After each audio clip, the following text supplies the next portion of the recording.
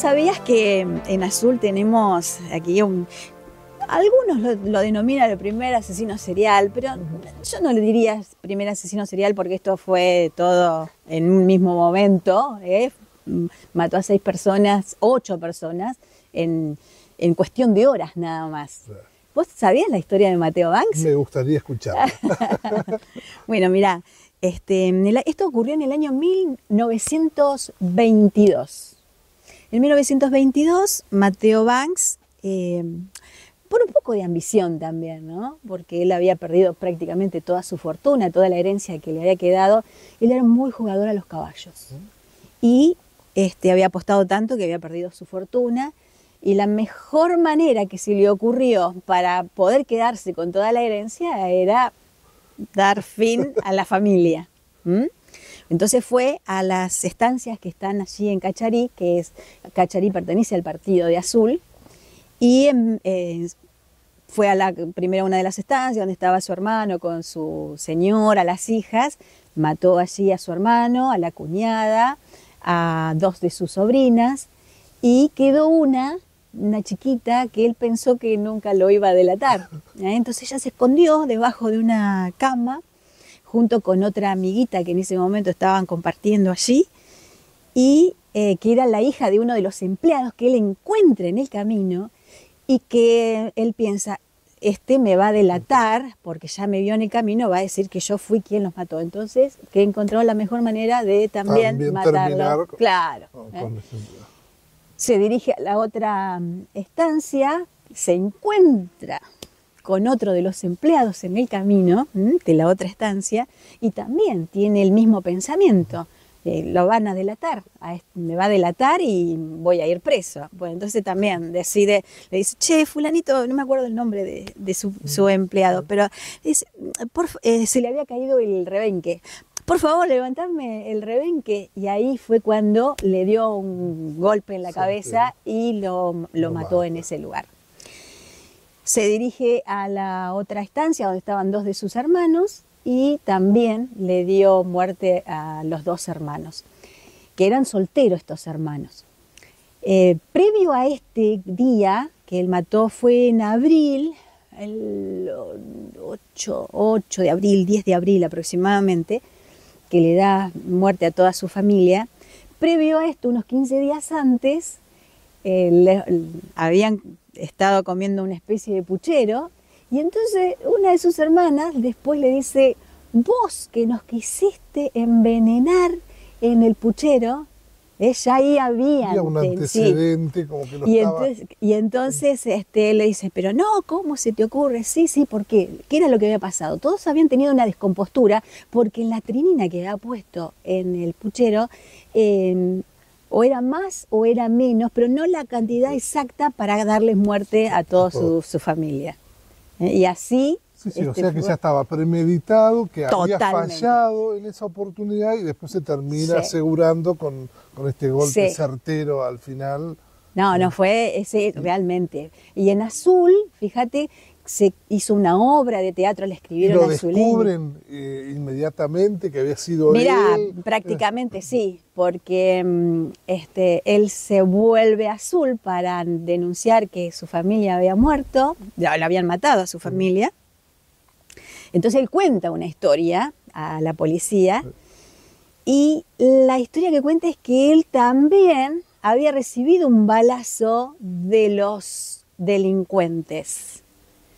¿Y cómo sabemos esto? Porque parece que él se había sacado la bota, le había dado un disparo a la bota, se la había colocado y fue a hacer la denuncia y le dijo a la policía que él también había recibido un disparo. Pero ahí la policía se da cuenta... que la bota no tenía el disparo.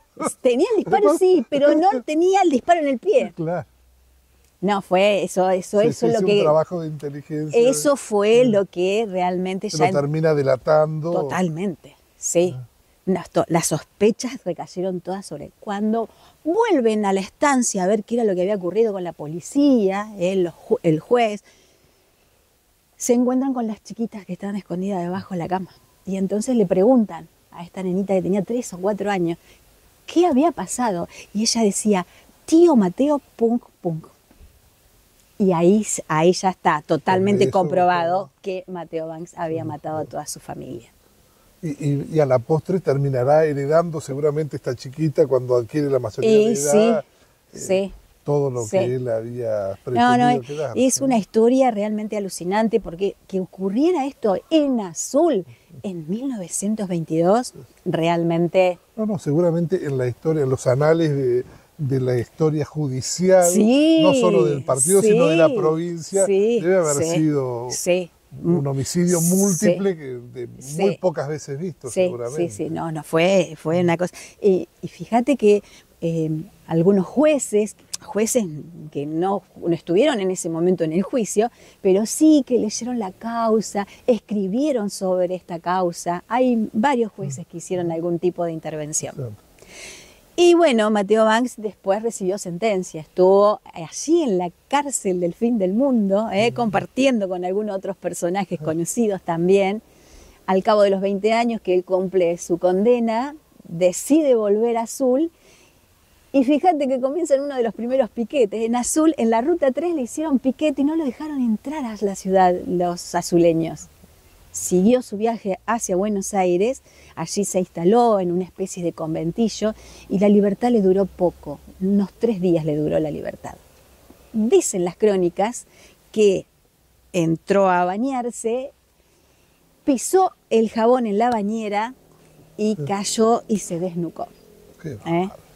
Y bueno, allí es como que se cumplió un poco. ¿Y pues, sabés por qué lo trasladan al sur? ¿Por qué se va a la cárcel del fin del mundo? No, eso no lo sé. Condena? No sé por qué lo habrán destinado la cárcel del fin del mundo. Tal vez porque, bueno, acá ya nadie lo quería, te imaginás que a lo mejor para preservarlo, que no fuera atacado por familiares. Y sí, vos pensás que había otras familias que eran la familia de los empleados, que también era mucha gente involucrada. Sí, mucha. Entonces habría ahí también... por una cuestión de seguridad, alejarlo. Vos pensás que él estaba casado, tenía hijos, entonces para los hijos también era una complicación todo esto. Claro. Así que bueno, fue allí y cuando le dieron la libertad no pudo volver otra vez a su ciudad. Y continúan barrios de la ciudad. Claro. Sí. Del cementerio original debe haber 2 terrenos más y ya está todo completo. Ya no entra más nada. Entonces ahora hubo una reunión la semana pasada para ver cómo continuaba esto. Lo van a dejar un poco como museo, porque fíjate que la arquitectura que tiene... es impresionante.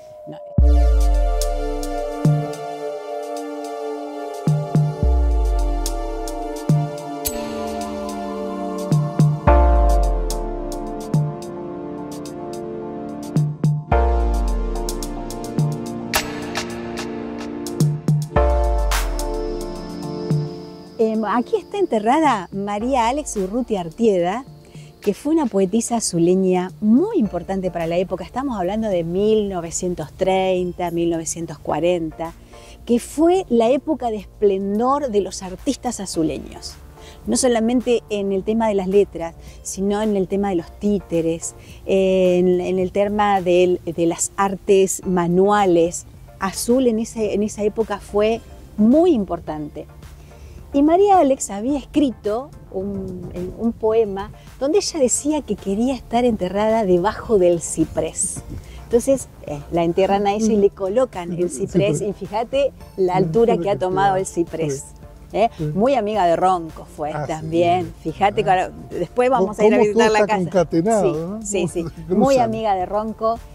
Fue una mujer muy, muy espléndida en nuestra ciudad, una educadora muy importante también, así que cabe mencionarla porque María Alex es una de las poetisas más importantes de la ciudad. Ha dejado mucho en nuestra ciudad. Bueno, y le cumplieron su deseo. Sí. Finalmente descansa en paz debajo de su ciprés. Sí, es impresionante el ciprés como está. Y está, fíjate, a la entrada del cementerio quedó ahora. Bien a la derecha, justo entrando a la derecha del portal. Muy.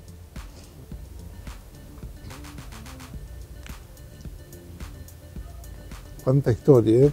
Cuánta cosa ha dado Azul, ¿no? Sí. Increíble. Ahí está el cenotafio de Eva Perón y de Perón, los dos. ¿Quién lo colocó? La CGT. Ya estaba viendo que están las siglas.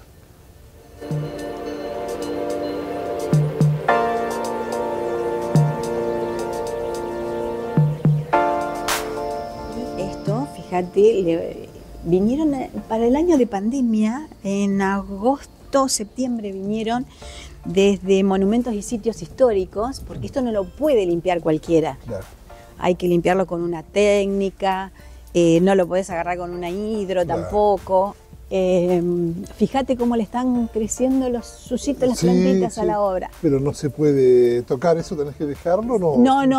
Sí, la van a limpiar, pero bueno, todavía no han logrado... sí, es una cuestión presupuestaria. Sí, total, sí, no sabes. Lo van a hacer entre dos. La municipalidad también va a poner su parte y desde la monumentos... ¿no? Nación.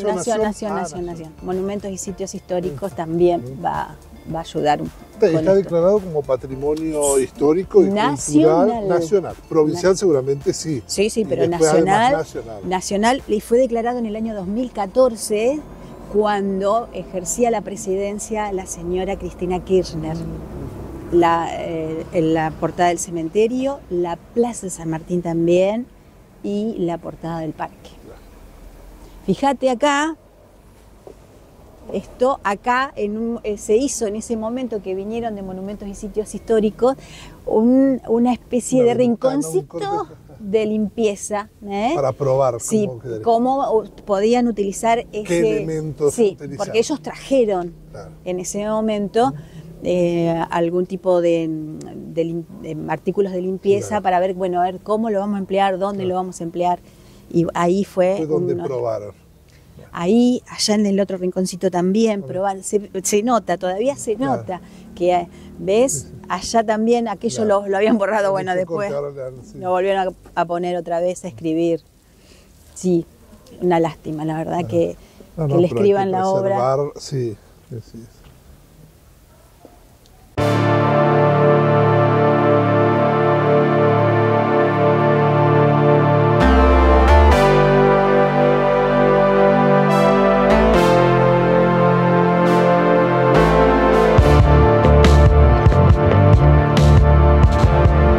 Bueno, llegamos al centro de la ciudad de Azul, su plaza y otra vez la majestuosidad de la obra de Francisco Salamone, ¿no? Sí, don Salamone nuevamente presente en este espacio que, fíjate que ahora en este momento ya se está colmando de gente, los jóvenes que se vienen a pasar un momento a la plaza, la familia, los niños. Se recorre mucho la Plaza San Martín, es una plaza...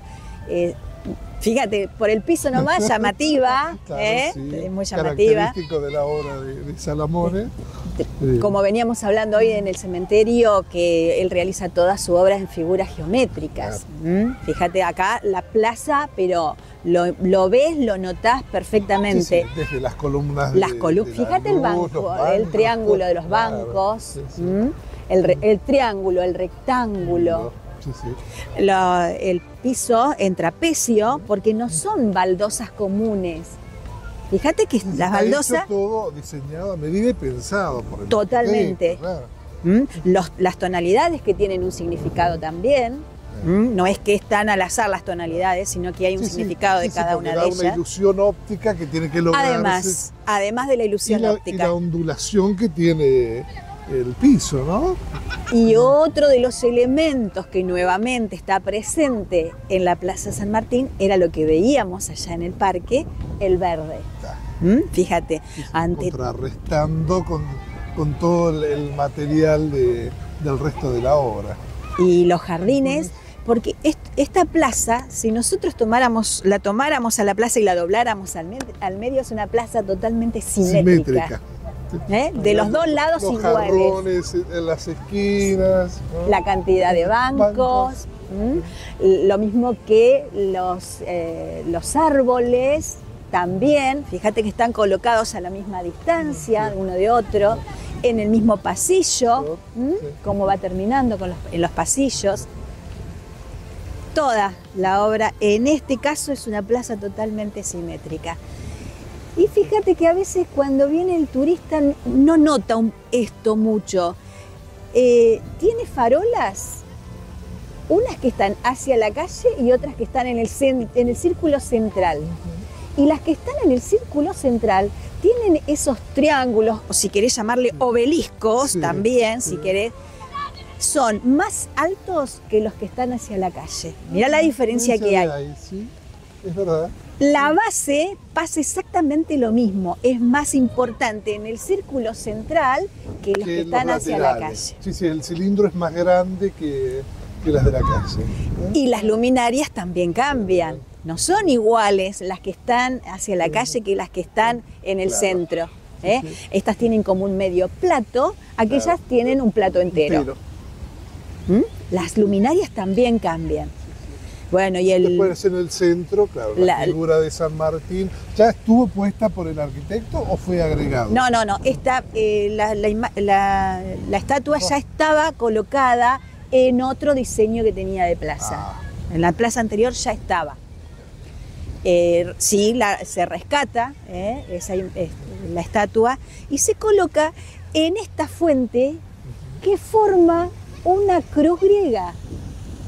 Fíjate, el diseño tiene forma de cruz griega. No como la cruz latina que nosotros conocemos, pero sí de cruz griega. El diseño del baldosado, yo te contaba que tiene las 3 tonalidades, tiene un significado estas 3 tonalidades: el blanco, el negro y el gris. El blanco representa al europeo. En el caso nuestro, el blanco es el que vino a... El inmigrante, el que vino a conquistar. El español. Sí, mucho francés hay en azul también. Tenemos una importante... Una colonia francesa muy importante, sí. Italianos, franceses, españoles... No tantos acá en azul. Sí, por ahí Olavarría sí tiene como más colonias alemanas, pero en azul no. En azul no se da esto. Entonces tenemos el blanco que representa al europeo. El negro que representa, al esclavo. Claro. Al esclavo. Sí. Y el gris que representa al criollo, al mestizo. Por eso tenemos estas 3 tonalidades. También algunos lo indican como que representan a los granaderos que acompañan al general San Martín. Bueno, entonces, y otra de las lecturas, que si nosotros tomáramos imagen de alguno de los edificios, se ve perfecto. Vos fijate que como que se cruzan el zigzag, el baldosado en determinados lugares. Es como que la fuente derrama el agua y va cayendo y va haciendo este movimiento. Y la fuente es impresionante. Sí, la fuente es impresionante. Iluminada, ahora está iluminada, pero no se nota. De noche sí, de noche se va a notar mucho mejor. Fíjate, ¿tiene algún significado? ¿A la fuente, las caídas, algo? No, simplemente, bueno, quiso colocar una fuente de agua en este lugar. Sí, por ahí lo más llamativo es la forma que tiene, como te contaba hace un ratito, que es la forma de cruz griega. Esta no es la primer plaza que tiene la ciudad. La ciudad tuvo otras plazas cuando llega Pedro Burgos, que se aloja en el fuerte. El fuerte estaba colocado donde está la municipalidad. Esta plaza recibe el nombre de Plaza Mayor.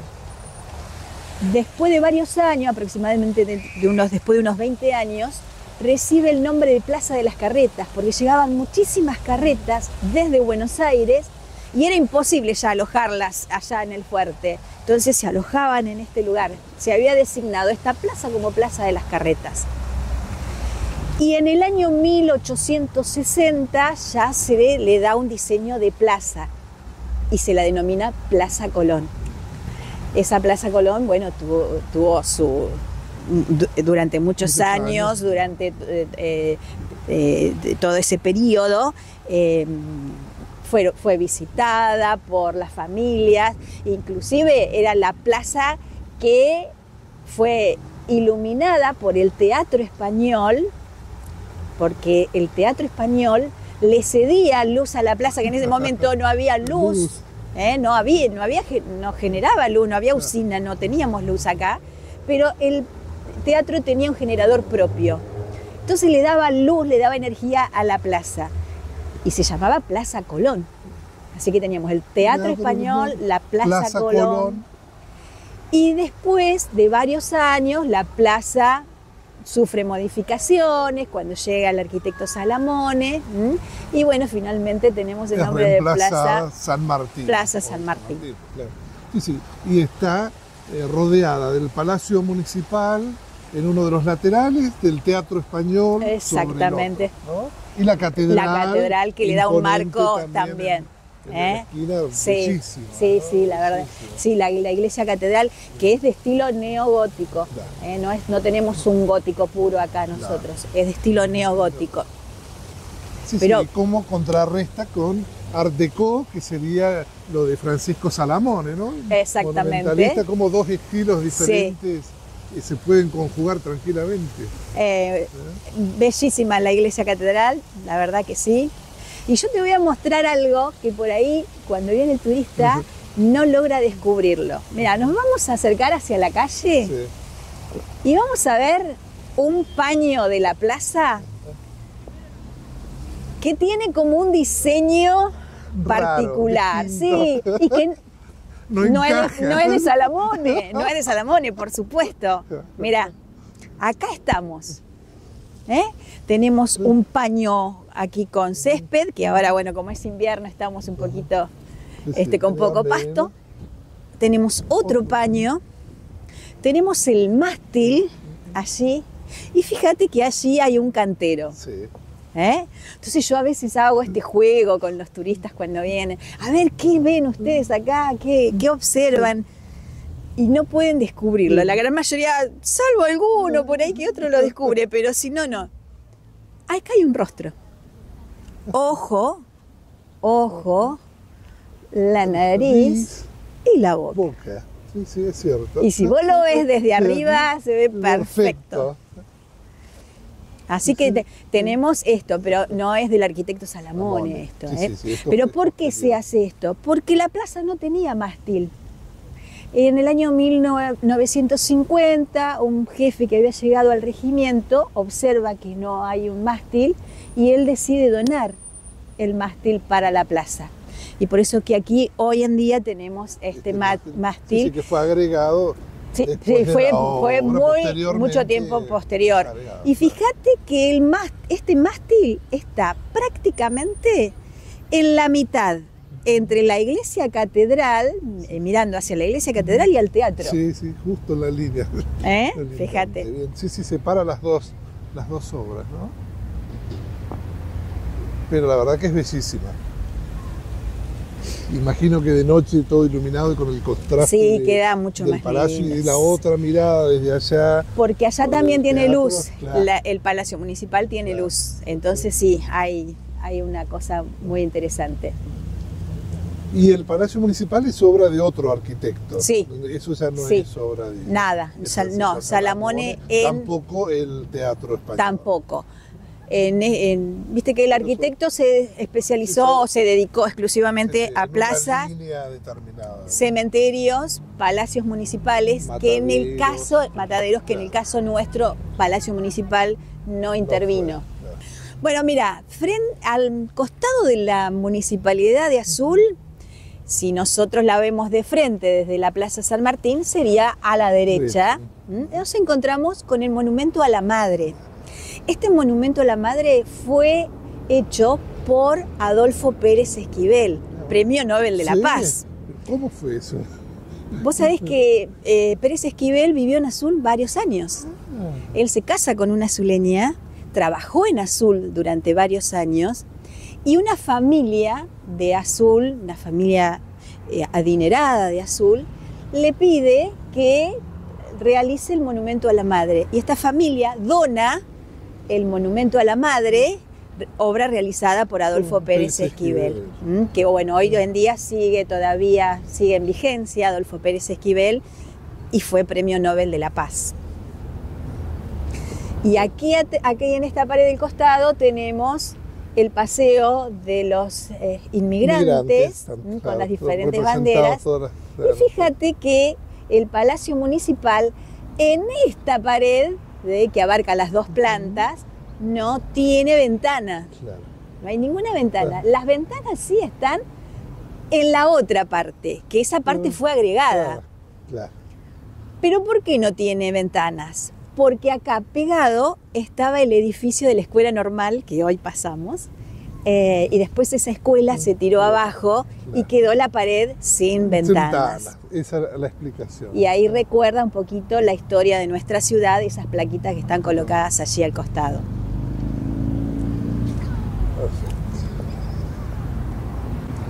Ay, ¿cómo es que se llama esta planta? Más conocida. Un imponente reloj acá en lo alto del municipio, ¿no? Hay 4 relojes en azul. Este que está en el municipio, el de la catedral, el que está en el PAMI, que de allá lo veíamos, de acá no se ve el PAMI, y otro que está en una joyería por calle 25 de Mayo. Ese edificio que está ahí, aunque te parezca increíble, se hizo no hace muchos años, pero en ese lugar estaba el edificio del Banco Nación, de los Banco Nación que hay en todos lados. Una arquitectura es espectacular, el mármol que había en el lugar, y lo tiraron abajo y simplemente quedó un espacio vacío durante muchos años. A veces fue un poco plaza, otras veces fue nada, otras veces cubría algo de estacionamiento, y finalmente construyeron esta torre. Torre de edificios, bueno. ¿Cómo se encuentra hoy Azul desde el punto de vista habitacional? ¿Tiene necesidades habitacionales? ¿Está cubierto? Sí, no tanta demanda como en otros lugares, claro. Pero sí, está medianamente cubierto. Hay varios barrios que se hicieron últimamente, así que sí, en ese sentido. Pero bueno, siempre hay gente que busca en alquiler, ¿no?